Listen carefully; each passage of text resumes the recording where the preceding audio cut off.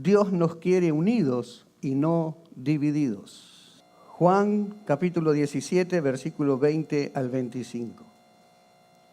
Y dice así la palabra de Dios: pero no ruego solamente por estos. Jesús está orando por sus discípulos diciendo: no ruego solamente por estos, sino también por los que han de creer en mí por la palabra de ellos. Es decir, que allí Dios está orando por todos nosotros. Ahí estamos incluidos nosotros. ¿No le parece algo hermoso que ya Jesús haya orado por usted? Jesús ya oró por nosotros. Ahí lo dice: no te pido solamente por los discípulos, por los que estaban con él, sino también por los que han de creer en mí por la palabra de ellos, para que todos sean uno, como tú, oh Padre, en mí y yo en ti, que también ellos sean uno en nosotros, para que el mundo crea que tú me enviaste. Yo les he dado la gloria que me diste, para que sean uno, así como nosotros somos uno. Yo en ellos y tú en mí, para que sean perfectos en unidad, para que el mundo crea que tú me enviaste y que los has amado a ellos como también a mí me has amado. Padre, quiero que donde yo estoy, también estén conmigo aquellos que me has dado, para que vean mi gloria, la cual me has dado, porque me has amado desde antes de la fundación del mundo. Padre justo, el mundo no te ha conocido, pero yo te he conocido, y estos han reconocido que tú me enviaste. Esta es la oración que Jesús hizo, primero orando por él mismo, porque tenía que ir a entregar su vida a la cruz. También ora por sus discípulos y también ora aún por nosotros. Ahí estamos incluidos en esa oración. Ahora, tenemos que tener en cuenta lo siguiente, que Jesús nunca, jamás se refiere a como en estos tiempos muchos utilizan esta oración para apoyar o defender el ecumenismo. Esta oración no es ecumenista. ¿Qué significa ecumenismo? Es la unidad de todas las religiones. Y Jesús nunca oró por la unidad de las diferentes religiones.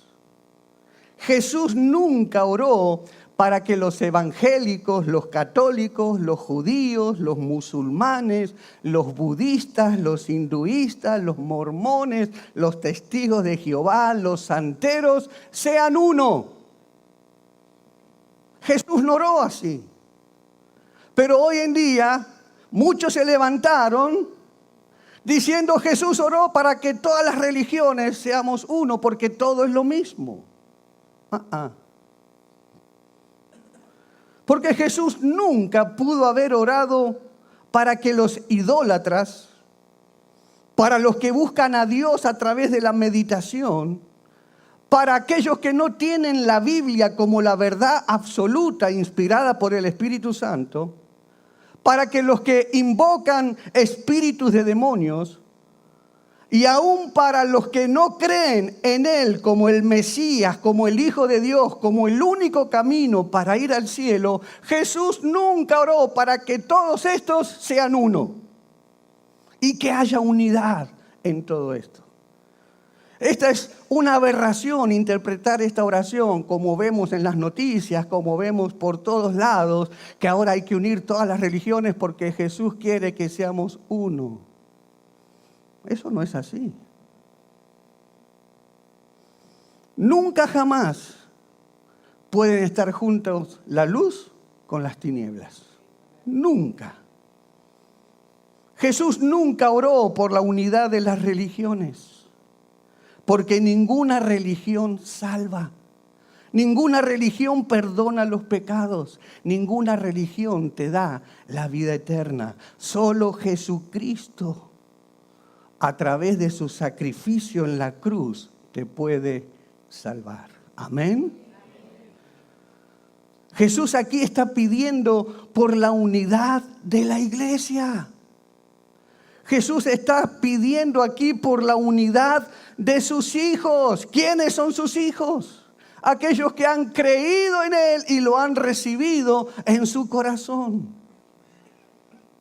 Jesús pidió al Padre por los que van a creer en mí, que sean uno. Jesús pide por la unidad de todos aquellos que han creído, que lo han recibido como su Señor y como su Salvador. Está hablando de la unidad de la iglesia. Está hablando de la unidad de aquella iglesia que Él mismo se va a presentar. Una iglesia santa, una iglesia sin mancha, una iglesia sin arruga. Y dentro de la unidad de la iglesia, por supuesto, está incluida la unidad de la familia, la unidad del matrimonio, la unidad de la relación entre los hermanos. Jesús en esta oración debe asegurarse, pidiendo al Padre que sus discípulos se mantuvieran unidos, amándose unos a otros para que el mundo crea.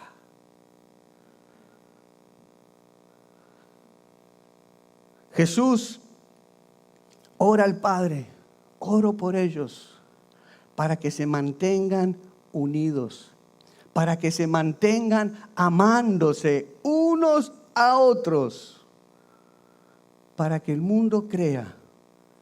¿Qué tiene que creer el mundo? Dos cosas. El mundo tiene que creer que el Padre me envió, dice Jesús. Y segundo, que todos sepan que ustedes son mis discípulos. El mundo debe creer estas dos cosas. Porque el mundo nunca va a conocer a Jesús porque nos vean ir a la iglesia. El mundo nunca va a conocer a Jesús simplemente porque nos vean que escuchamos música cristiana. Jesús dice que el mundo lo va a conocer a través de nosotros cuando nos vean que nos amamos unos a otros. Amén, iglesia. Cuando el mundo vea que nos perdonamos unos a otros. Cuando el mundo no nos escuche hablar mal de nadie. Ahí es cuando sabrán que Jesús vino al mundo y que somos sus discípulos, cuando vean que hay amor entre nosotros. Decirle al que está al lado tuyo, el mundo va a conocer a Jesús cuando vean cómo nos amamos unos a otros. El mundo va a conocer a Jesús cuando la gente entre a tu casa, entre a mi casa y vean que allí hay unidad, que allí hay armonía, que allí hay respeto, que allí hay misericordia, que allí hay humildad. Jesús lo define así: todos creerán en mí cuando sean uno, como yo y mi Padre somos uno. Quiero que sean uno, le pide Jesús al Padre, así como tú y yo, Padre, somos uno. Así yo quiero que se unan. Te pregunto, antes de que digas, esto que está predicando el pastor no es para mí, es para otros. Te pregunto, por casa, ¿cómo andamos? Antes de que te pongas a juzgar a otros y pensar que tú eres perfecto, quiero que te preguntes, ¿y por casa cómo andamos? Decirle al que está al lado tuyo, por casa cómo andamos. antes de ponerte a juzgar, antes de ponerte en un papel espiritual muy alto y ver a todo el mundo desde arriba, por casa cómo andamos.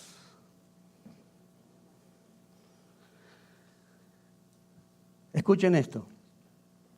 Dios nunca puede dar bendición donde hay división. Vamos a repetirlo juntos. Dios nunca puede dar bendición donde hay división. ¿Cuántos quieren que Dios bendiga esta casa? Entonces tiene que haber unidad y no división. Porque la bendición nunca llegará si estamos divididos. Por eso el Salmo 133 dice, qué lindo, qué hermoso que los hermanos estén juntos y en armonía. ¿Por qué es lindo? Porque allí Dios envía bendición y vida eterna. ¿Dónde? Donde los hermanos están juntos y en armonía, donde hay unidad. Allí Dios envía la bendición. Allí donde Dios envía, en la familia, en la casa, en el hogar, donde hay unidad, donde están juntos, pero están en armonía. Marcos, el Evangelio de Marcos dice, una familia dividida contra sí misma no puede permanecer en pie. Una familia dividida no puede prosperar. ¿Cuántos se dan cuenta que esto es una realidad? ¿Cómo puede prosperar una familia donde unos van para un lado y otros van para el otro? Donde cada uno hace lo que quiere en ese hogar. No puede haber prosperidad. No puede haber bendición. Dios une, el diablo divide. ¿Por qué no lo repetís conmigo? Dios une, el diablo divide. Ahora, Dios está tan interesado en que su pueblo, su iglesia, sus hijos vivan en unidad, que Él tiene que reprender cuando Él ve que no están viviendo juntos.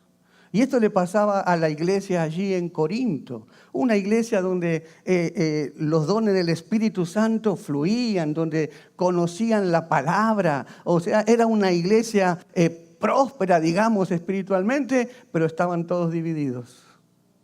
Y entonces Dios tiene que hablarles, tiene que exhortarlos. Y allí lo vemos en 1 Corintios, capítulo 1, versículos 10 al 15.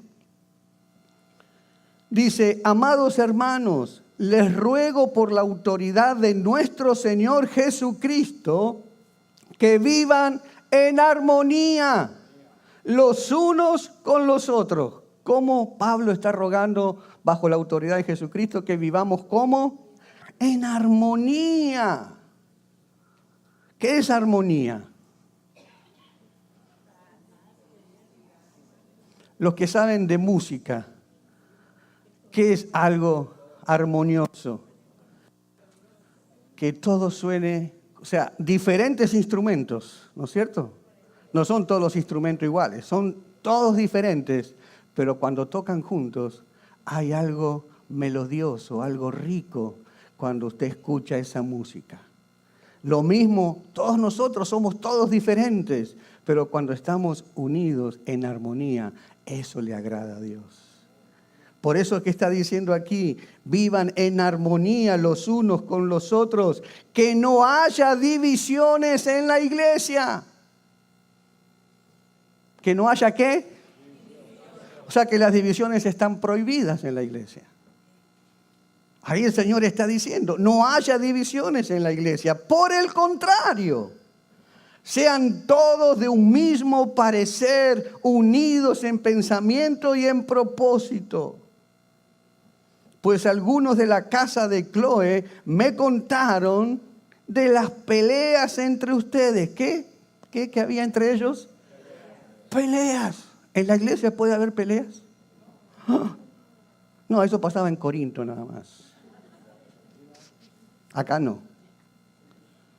Me contaron de las peleas entre ustedes, mis amados hermanos. Algunos de ustedes dicen, yo soy seguidor de Pablo. Otros dicen, yo sigo a Apolos o yo sigo a Pedro. Y otros más espirituales decían, yo sigo a Cristo. Que a Cristo. ¿Acaso Cristo está dividido? Dice Pablo. ¿Acaso Cristo está dividido en facciones? ¿Fui yo, Pablo, crucificado por ustedes? ¿Fue alguno de ustedes bautizado en el nombre de Pablo? Por supuesto que no. Y agradezco a Dios que no bauticé a ninguno de ustedes, excepto a Crispo y a Gayo, porque ahora nadie puede decir que fue bautizado en mi nombre. Sigue hablando Pablo de esta división ahí en 1 Corintios, por el capítulo 3, versículo 1 al 4, y dice, amados hermanos, cuando estuve con ustedes, no pude hablarles como lo haría con personas espirituales. Pablo dice, no pude hablarles como a personas espirituales. Tuve que hablarles como si pertenecieran a este mundo o como si fueran niños en Cristo. ¡Wow! A veces las peleas se producen por cosas de niños, por bobas. Entonces Pablo tiene que hablarle no como a un espiritual, vamos a hablarle como a un niño. Porque si le hablo de algo espiritual no lo entiende, porque es un niño. Dice, tuve que hablarles como si pertenecieran a este mundo o como si fueran niños en Cristo. Tuve que alimentarlos con leche, no con alimento sólido, porque no estaban preparados para algo más sustancioso y aún no están preparados, porque todavía están bajo el control de su naturaleza pecaminosa. ¿Y por qué está diciendo Pablo que están bajo el control de su naturaleza pecaminosa? Ahí lo dice, porque tienen celos unos de otros. Y se pelean entre sí. ¿Qué son esos celos, peleas? ¿Qué son? Frutos de la naturaleza pecaminosa. ¿Acaso eso no demuestra que los controla la naturaleza pecaminosa? ¿No viven como la gente del mundo? Cuando uno de ustedes dice, yo soy seguidor de Pablo, y otro dice, yo sigo a Apolos, ¿no actúan igual que la gente del mundo? ¿Será que Jesús podrá ser conocido por una iglesia así? ¿Qué es lo que dijo Jesús? Para que el mundo me conozca, tenemos que ser como uno. Para que el mundo sepa que tú me enviaste, Señor, tienen que vivir en unidad, tienen que amarse unos a otros. Esto llévelo no solamente a la aplicación aquí en la iglesia entre nosotros, llévelo a su casa, llévelo a su hogar, llévelo allí a su familia, llévelo allí con sus parientes, aún llévelo ahí con su esposa o con su esposo. Dios nos quiere unidos, no divididos. ¿Cómo Dios nos quiere? No divididos. Y cuando nosotros leemos los evangelios y cuando vemos allí a los discípulos que siempre están compitiendo, que siempre están discutiendo por ver quién de ellos es el más grande, por ver quién de ellos es el más importante en el reino de Dios.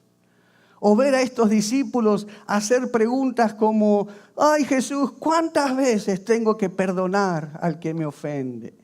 Como diciendo, tiene que haber un límite, porque yo lo aguanto hasta un cierto límite, pero ya de ahí no me pidas que lo siga perdonando.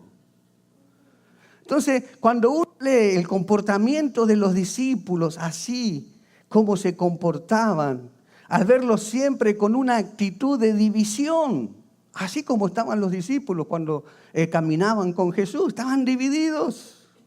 Entonces Jesús tiene que orar por ellos y le pide al Padre, Padre, que sean uno como tú y yo somos uno para que el mundo crea. Jesús tiene que orar por ellos porque dice, si yo me voy al cielo y los dejo así divididos, se acabó. nadie va a creer en mí. Por eso que Jesús está hablando aquí que la unidad es un asunto de credibilidad. La unidad es para que el mundo crea. ¿Para qué es la unidad?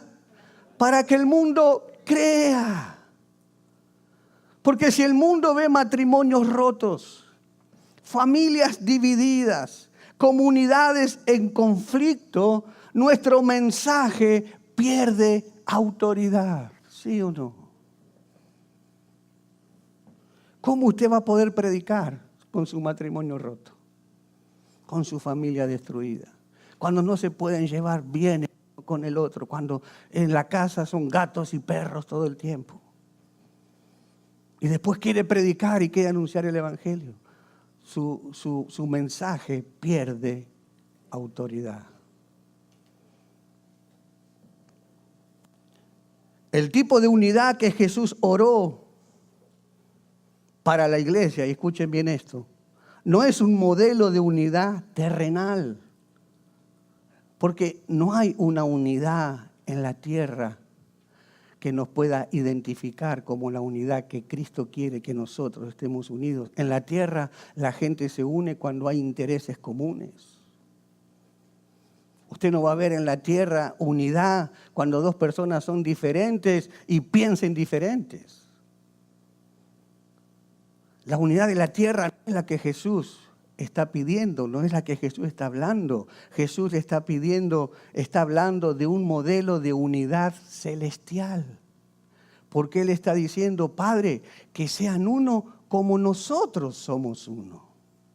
Ese es el modelo que está dando Jesús a que sigamos. ¿Cuál es el modelo? El celestial. Dice que sean uno como nosotros, Padre, como tú y yo somos uno. Que así también ellos puedan ser uno. Ese es el modelo. Jesús oró que sean uno, así como el Padre, el Hijo y el Espíritu Santo son uno. Así como Jesús honra al Padre, el Padre honra al Espíritu Santo, el Espíritu Santo honra al Hijo. Usted no va a ver que entre ellos hay superioridad uno con el otro, no hay ansias de poder, no hay peleas a ver quién es el que manda más. Hay una unidad. Allí entre ellos no hay nadie. El Padre no es que quiere ser más que el Hijo, ni el Hijo más que el Espíritu Santo, no. Son uno, hay una unidad. Y eso tenemos que apuntar a la unidad celestial. Jesús dice, sean uno como yo y tú, Padre, somos uno. Entonces, viendo a sus discípulos que pelean, que están divididos, Jesús pensó, bueno, antes de irme yo necesito dejarles algo a ellos que nunca van a olvidar. Necesito dejarles algo a ellos que les sirva para mantenerse siempre unidos. Tengo que dejarles algo para que nunca se olviden que tienen que vivir en unidad. Y para esto, Jesús no dijo algo, sino que hizo algo que sería inolvidable. No dijo algo, sino que el ejemplo que Él dejó fue algo que Él hizo para que nunca nadie jamás se olvide de cómo poder vivir en unidad. ¿Cuál es el secreto para poder vivir en unidad? Y Jesús nos lo enseña, nos lo dejó bien clarito ahí, que si hacemos lo mismo que Jesús hizo, vamos a permanecer siempre en unidad. ¿Y qué es lo que hizo Jesús? Ahí Él nos lo cuenta en Juan capítulo 13, versículo 1 al 14. Juan capítulo 13, versículo 1 al 14. Antes de la fiesta de la Pascua, sabiendo Jesús que su hora había llegado para que pasase de este mundo al Padre, como había amado a los suyos que estaban en el mundo, los amó hasta el fin. Y cuando cenaban, como el diablo ya había puesto en el corazón de Judas Iscariote, hijo de Simón, que le entregase, sabiendo Jesús que el Padre le había dado todas las cosas en las manos y que había salido de Dios y a Dios iba, se levantó de la cena y se quitó su manto y tomando una toalla se la ciñó. Luego puso agua en un lebrillo y comenzó a lavar los pies de los discípulos, a enjuagarlos con la toalla con que estaba ceñido. Entonces vino a Simón Pedro y Pedro le dijo: Señor, ¿tú me lavas los pies? Respondió Jesús y le dijo: lo que yo hago tú no lo comprendes ahora, mas lo entenderás después. Pedro le dijo: no me lavarás los pies jamás. Jesús le respondió: si no te lavare, no tendrás parte conmigo. Le dijo Simón Pedro: Señor, no solo mis pies, sino también las manos y la cabeza. Jesús le dijo: el que está lavado no necesita sino lavarse los pies, pues está todo limpio y vosotros limpios estáis, aunque no todos, porque sabía quién le iba a entregar. Por eso dijo: no estáis limpios todos. Así que después que les hubo lavado los pies, tomó su manto, volvió a la mesa y les dijo: ¿sabéis lo que os he hecho? Vosotros me llamáis maestro y señor, y decís bien, porque lo soy. Pues si yo, el Señor y el Maestro, he lavado vuestros pies, vosotros también debéis lavaros los pies los unos a los otros. Aquí está el secreto que el Señor no dijo, sino que Él nos demostró cómo podemos permanecer en unidad. Esto que leímos ocurrió en la última cena y ocurrió en la cultura hebrea hace 2000 años. En aquel tiempo no se usaban zapatos cerrados, sino que en aquel tiempo se usaban sandalias. Es decir, que los pies estaban siempre a la intemperie, siempre estaban descubiertos. Y como ellos caminaban largas jornadas durante el día y lo hacían a pie, esos caminos eran caminos que no tenían asfalto como ahora, sino que eran caminos polvorientos, eran caminos llenos de barro. Eso quiere decir que cuando estos hombres llegaban a la casa, esos pies eran un espectáculo de lo sucio y oloriento que eran. Entonces en aquella época se acostumbraba a tener comunión juntos, a compartir juntos la mesa, a comer juntos. Pero en aquel tiempo las mesas eran bajitas, En aquel tiempo no había sillas como las que tenemos ahora, los comedores que tenemos ahora. En aquel tiempo no era así, no había sillas, sino que ellos se recostaban en el piso sobre unos cojines, uno al lado de otro. Imagínense, recostados en el piso, uno al lado de otro, así alrededor de la mesa, donde los pies de uno quedaban demasiado cerquita de la cara del otro. Imagínense la escena. Por lo tanto, lavarse los pies era una cuestión de higiene, era una cuestión de buena educación antes de sentarse a la mesa, antes de ir a compartir los alimentos juntos con las personas. Siempre tenían que lavarse los pies y secárselos con una toalla.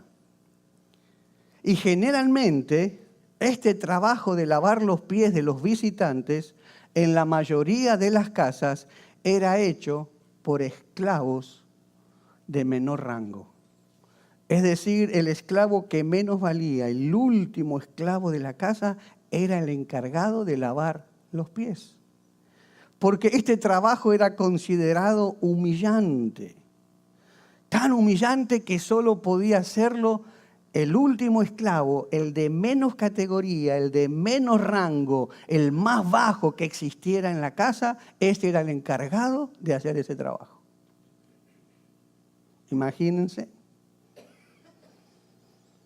Y entonces allí, en esa última cena, había un grupo de discípulos con los pies bien sucios. Pero no había ningún esclavo para que les lavara los pies. Sí había un recipiente de agua. Sí había una toalla. Pero no había ningún discípulo que quisiera hacer esa tarea tan humillante. Hasta que de repente ocurrió algo escandaloso. ¿Por qué digo escandaloso? Porque de repente, nada más y nada menos, es el Señor, el Maestro, el dueño del universo, que se para, se saca su túnica de honor, de rabino, de maestro, de autoridad, y se pone una toalla en su cintura. Y es Él el que lava los pies a sus discípulos. Es Él el que hace el trabajo más bajo que solamente podía hacerlo el esclavo de menor rango en la casa. Jesús. Y cuando llegó a Pedro, claro, Pedro se da cuenta del espectáculo. Pedro dice, ¿cómo el Señor, el que me enseña, el Maestro, el que está por encima mío, me va a lavar los pies a mí? Pedro dijo, no, tú no me vas a lavar los pies a mí jamás. Y yo creo que tal vez muchos hubieran pensado en aquel tiempo que Jesús hubiera dicho, ante una contestación como la de Pedro, hubiera dicho, ok, tienes razón, Pedro. El que me tiene que lavar los pies a mí eres tú. Tal vez muchos hubieran pensado que Jesús tendría que haber dicho eso, pero no fue lo que Jesús hizo. Jesús lo confronta a Pedro. Fíjense, Jesús lo confronta a Pedro y le dice, Pedro, si no te lavo los pies, no tendrás parte conmigo.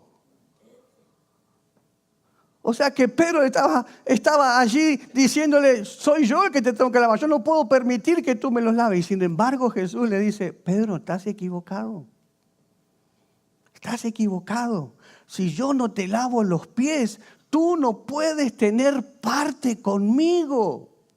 Como que Jesús le estaba diciendo, Pedro, si yo te lavo los pies, vamos a poder comenzar a tener una relación entre los dos. Pedro, si yo te lavo los pies, aunque tú no lo entiendas ahora, pero eso nos va a unir. Pedro, si yo te lavo los pies, tú tendrás parte conmigo y yo tendré parte contigo. Pedro, si te lavo los pies, vamos a ser uno. Va a haber unidad entre nosotros. Y permítame decirle que si había un grupo bien difícil de unir en todo el mundo, ese era el grupo de los discípulos de Jesús. Porque en ese grupo había personas totalmente diferentes del uno del otro, en todo sentido, en clase social, en cultura, en economía, en todo, totalmente diferentes uno del otro. Dice que había uno que era un celote, es decir, un guerrillero, un nacionalista judío había entre ellos, y que estaba junto con un publicano que trabajaba para el Imperio Romano. Y había también pescadores que eran ignorantes, eran incultos. Estaban juntos con fariseos que eran letrados y todos estaban en un mismo equipo. Qué difícil será unir un grupo así, ¿sí o no?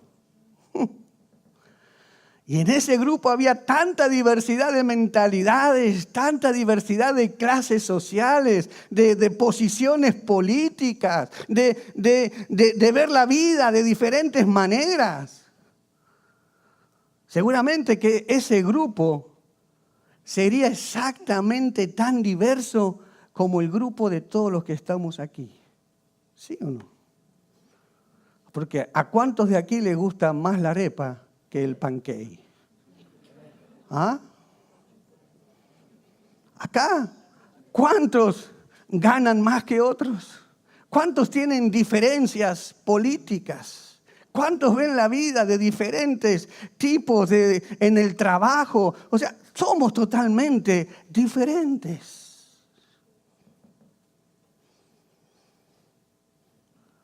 Pero para unirlos a este grupo de personas tan diversas, Jesús no esperó que la unidad surja sola. Y ahí está el secreto. Jesús no esperó a que la unidad surja sola, sino que Jesús provocó la unidad. Jesús provocó la unidad. ¿Y cómo lo hizo? Quitándose su manto de honor y poniéndose una toalla en la cintura, tomando un recipiente con agua y lavando los pies de sus discípulos. Jesús así demuestra algo que todavía la iglesia no ha aprendido. Que la unidad no es una idea. La unidad no es un discurso. La unidad no es una filosofía. La unidad no es un papel escrito con acuerdos y deberes y obligaciones, sino que Jesús enseñó que la unidad, escuche bien, la unidad es una nueva manera de ver a las personas que te rodean. Es una nueva manera de ver a las personas que te rodean. La unidad es una manera de ver diferente. No es ver desde arriba hacia abajo, sino el Señor nos está enseñando que la unidad ahora es una nueva manera de ver. No es de arriba hacia abajo, sino es de abajo hacia arriba. Ahí está el secreto. ¿Queremos ser unidos? Tenemos que comenzar a ver a nuestros hermanos desde abajo hacia arriba. Porque mientras tú tienes agarrados los pies de tus hermanos ahí lavándolos y te dispones a lavar esos pies sucios, tú lo estás mirando desde abajo. No lo estás mirando desde tu superioridad. Lo estás mirando desde tu humillación a la honra. Tú te humillas y estás honrando a tu hermano. ¿Cómo no va a haber unidad?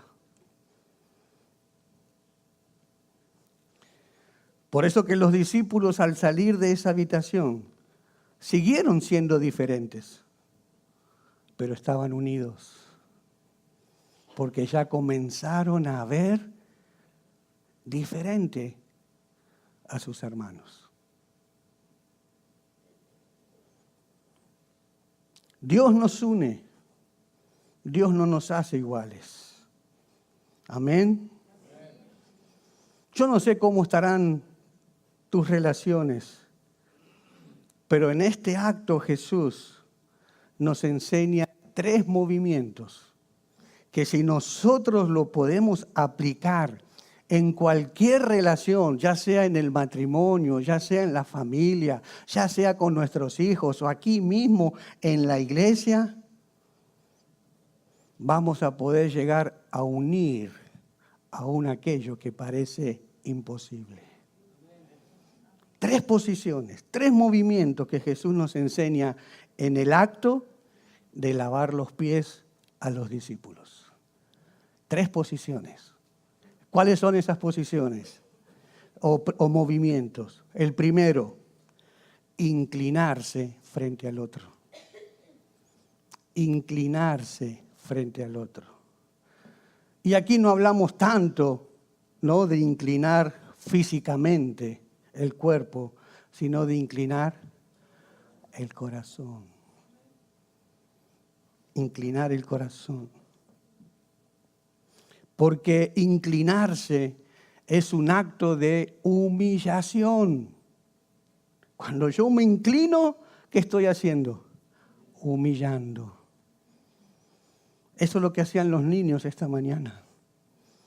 Ustedes tendrán que haberlos visto ahí postrados, humillados en la presencia de Dios. Y eso es lo que hacemos cuando nos inclinamos. Nos humillamos. ¿Y qué es lo que te puede impedir inclinarte delante del otro? El orgullo. El orgullo. El orgullo va a ser tu enemigo para que no te puedas inclinar. El orgullo es el mayor enemigo de la unidad. El orgullo puede destruir las relaciones más importantes en tu vida. El orgullo destruye matrimonios. El orgullo destruye familias. Destruye las relaciones entre los hermanos en la iglesia. El orgullo destruye las relaciones entre padres e hijos. El orgullo. El orgullo destruye iglesias por orgullo que no permite que te inclines frente al otro.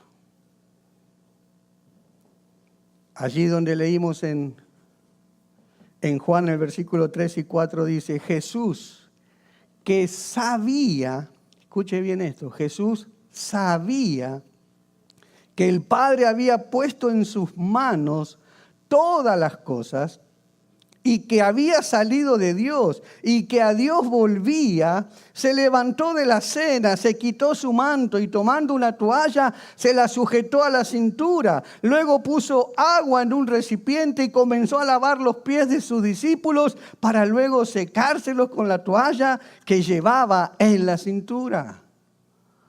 Fíjate vos lo importante que dice Jesús sabía. Dice Jesús sabiendo quién era, tomó la toalla, tomó el agua y lavó los pies de sus discípulos. Y de aquí aprendemos este principio. El que sabe quién es, puede humillarse. El que sabe quién es, puede humillarse.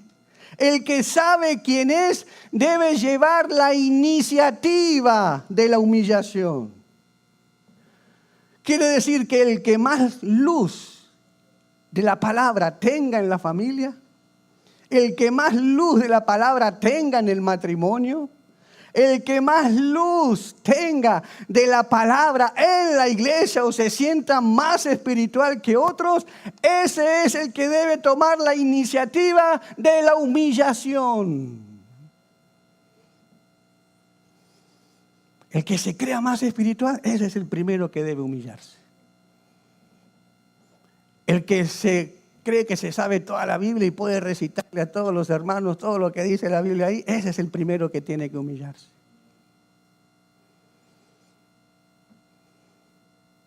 El que sabe quién es. Jesús sabía que Él era el Rey del universo. Pero Él no tuvo problema en hacer la labor del esclavo más bajo de la casa. Jesús sabía que el Padre había puesto en sus manos toda autoridad del cielo, de la tierra y debajo de la tierra, pero con esas mismas manos de autoridad limpió los pies sucios de sus discípulos. Jesús sabía que Él era el primogénito de todos sus hermanos, pero Él no tuvo problema en mostrarse como el hermano menor. Porque Jesús sabía quién Él era. Cuando tú sabes quién eres, tú no tienes necesidad de demostrar nada. ¿Sí o no? Mire, cuando usted escucha a personas que se la andan diciendo de todo lo que son, empiece a dudar. Pero cuando usted ve a alguien que no habla nada, ese sí que es. No tiene necesidad de demostrar. No tiene necesidad de demostrar. Cuando le llegue el momento de demostrar, lo hará. Pero no tiene necesidad de andar demostrando. Cuando sabes quién eres, no tienes necesidad de demostrar nada. Porque es muy peligroso una persona que tiene autoridad en sus manos, pero tiene inseguridad en su corazón. Cuando no sabes quién eres por dentro, entonces quieres andar demostrando por fuera.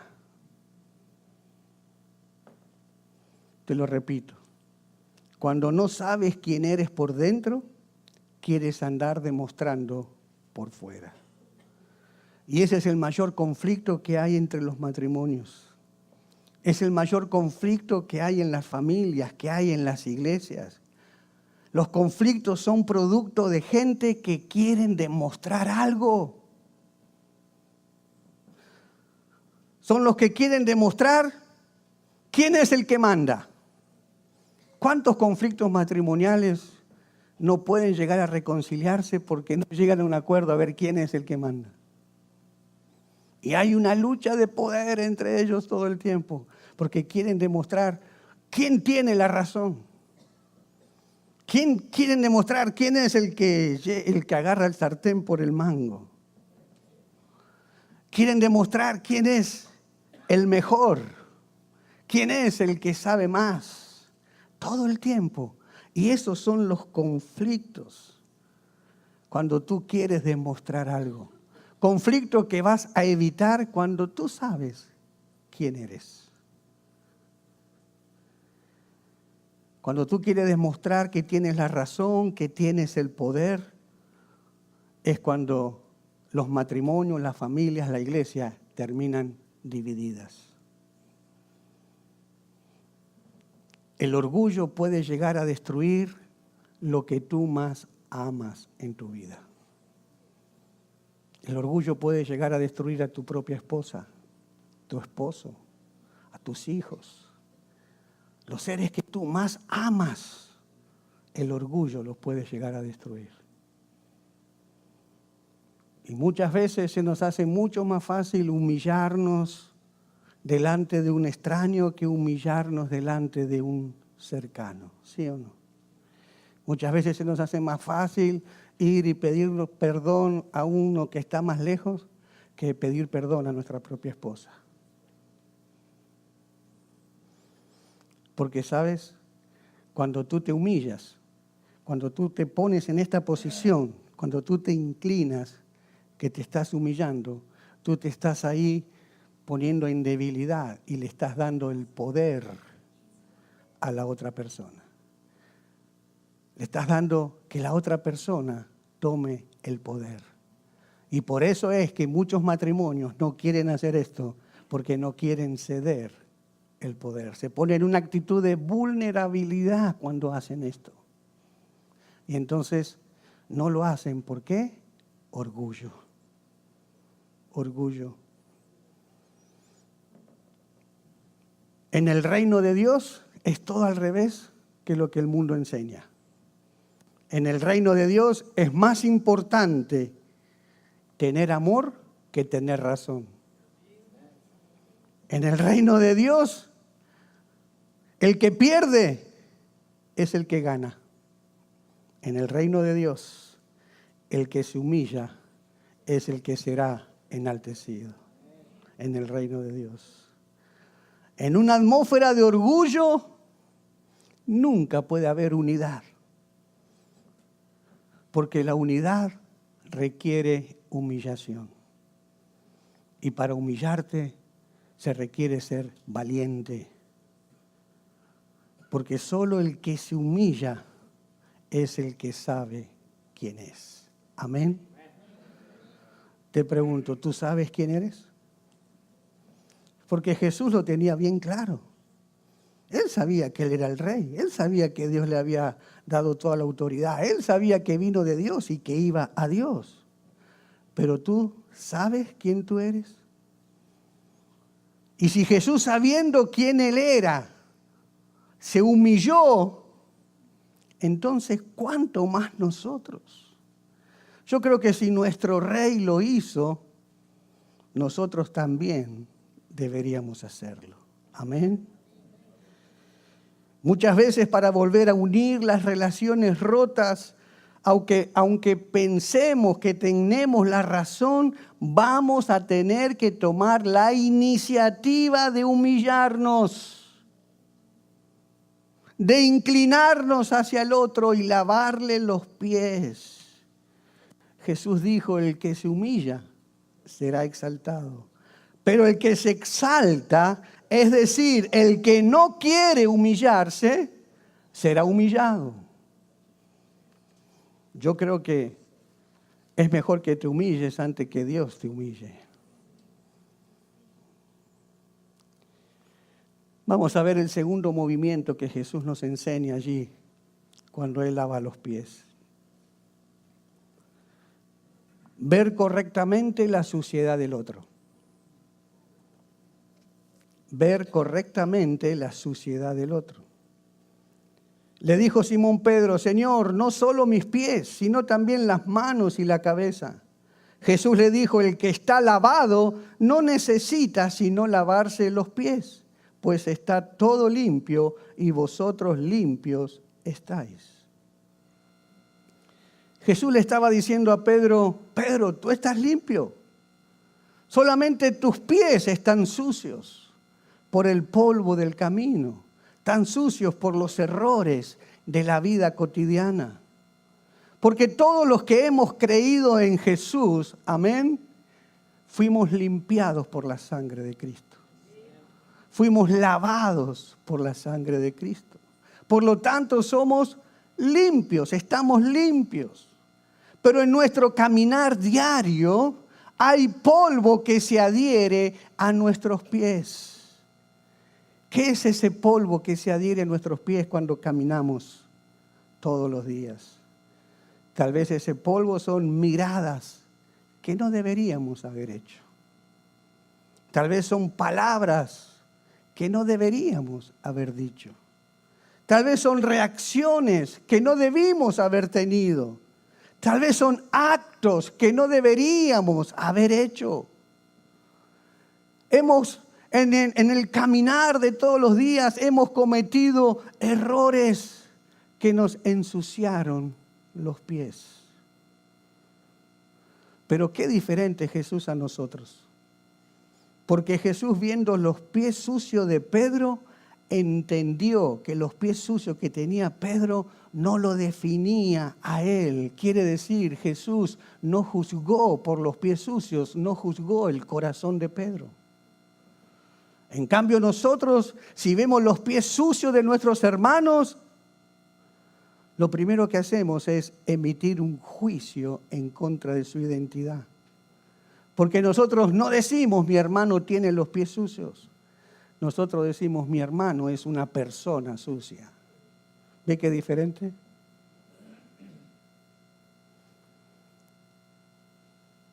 Ver correctamente la suciedad del otro.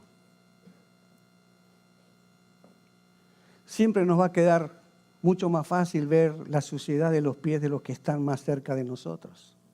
Siempre nos va a quedar mucho más fácil ver la suciedad de los pies de mi esposa, de mis hijos, de mis padres, de mis hermanos. Me van a quedar mucho más fácil verlos, pero no para lavarlos, sino para juzgar su corazón y sentirnos nosotros mucho más superiores que ellos. Lavar los pies sucios, ¿qué significa? Ayudar a nuestro hermano a salir de su error con amor. ¿Qué significa lavar los pies sucios? Ayudar a nuestro hermano a salir de su error con amor. Pero muchas veces cuando alguien se equivoca, en lugar de ayudarlos a salir del error con amor, ¿qué hacemos? Lo hundimos, lo pisamos, le caemos encima con un juicio que lo acabe. Pero Jesús nos enseña a ser compasivos, nos enseña a ser misericordiosos con los pies sucios de nuestros hermanos. Porque eso no representa realmente lo que ellos son. Podemos equivocarnos y muchas veces podemos fallar. Muchas veces podemos ofender. Pero eso solo son los pies sucios que necesitamos que Jesús nos lave. Pero Él sabe que todavía lo amamos. Él sabe que todavía lo amamos. Lavar los pies sucios es tener misericordia con tu hermano que te ofendió, que tal vez no hizo lo correcto, que tal vez te desilusionó. Lavar los pies sucios es amarlo. Para mantener la unidad, tenemos que usar de misericordia, tenemos que usar de amor y tenemos que usar de perdón. Eso es lavar los pies sucios, mantener la unidad. Lo que hacemos con esto cuando lavamos los pies sucios, estamos trayendo nuevamente a nuestro hermano al camino. Estamos restableciendo nuevamente esa relación que se rompió. Estamos nuevamente volviendo a traer la unidad. Mire lo que dice Primera de Pedro, capítulo 4, versículo 8. Sobre todo, ámense los unos a los otros profundamente, porque el amor cubre multitud de pecados. ¿Qué hace el amor? ¿Qué hace el amor?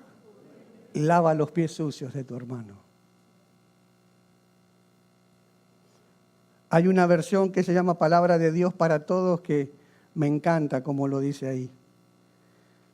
Y sobre todo, ámense profundamente, porque el amor es capaz de perdonar muchas ofensas. ¡Wow! Mirar correctamente la suciedad de nuestro hermano. Ese es el segundo movimiento que Jesús nos enseñó. ¿Cuál es el tercero?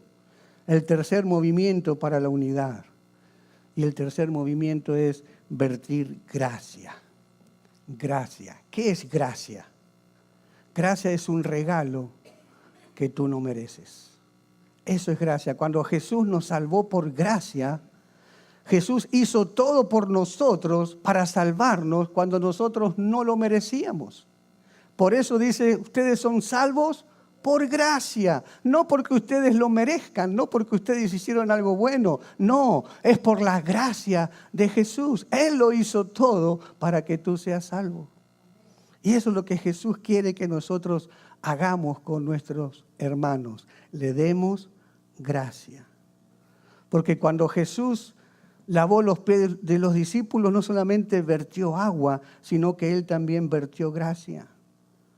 Pero fíjense en qué pies lavó Jesús. Esos mismos pies que Jesús estaba lavando serían los mismos pies que después correrían a abandonarlo. Esos pies que Él estaba lavando eran los mismos pies que horas más tarde correrían para abandonarlo. Y Jesús, sabiéndolo, sabía. ¿Qué es lo que hizo? Vertió gracia. Hizo lo que no merecían. Darle gracia.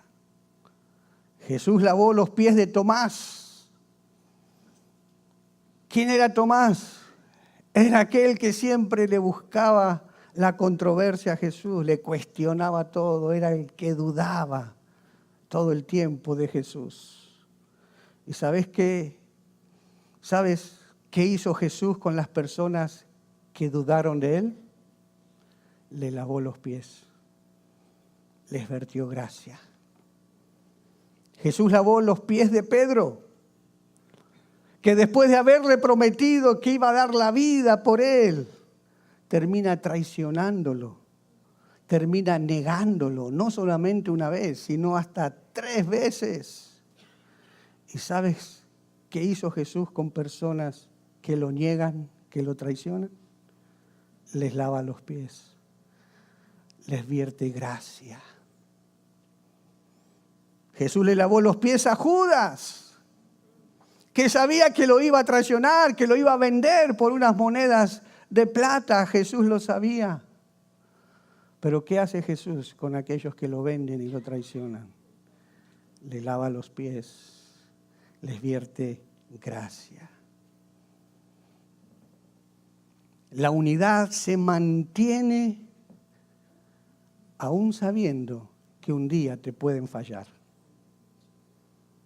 Pero la unidad se mantiene cuando tú tomas la decisión de perdonar antes que la ofensa llegue. Eso es vertir gracia antes de que te fallen. Nosotros aquí ahora estamos juntos, pero mañana no sabemos. Podemos traicionarnos, podemos alejarnos uno del otro, podemos hablar mal, pero nosotros hoy tomamos la decisión de perdonarnos el uno al otro antes de que algo de eso suceda. Eso es vertir gracia, eso es mantener la unidad.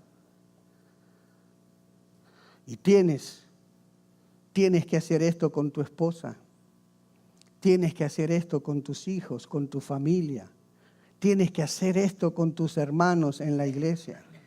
Hoy comienza a lavarle los pies, hoy comienza a vertir gracia en ellos. Porque la única manera de mantener la unidad hoy es tomando la decisión de vertir gracia aún antes de que te hayan fallado. Perdonar antes de que te hayan ofendido. Jesús lavó los pies de todas estas personas que él sabía que en unas horas más tarde nomás los iban a traicionar, los iban a abandonar, los iban a negar. Vertió gracia. Y esto es mantener la unidad. Jesús nos quiere unidos, no divididos. Debemos aprender de Jesús cuando Él lavó los pies a sus discípulos, donde Él nos enseñó ¿cuántos movimientos? 3 movimientos que debemos nosotros practicar para mantenernos unidos. Porque Jesús oró al Padre de esta manera: Padre, que sean uno como tú y yo somos uno. Seguid el ejemplo de Jesús.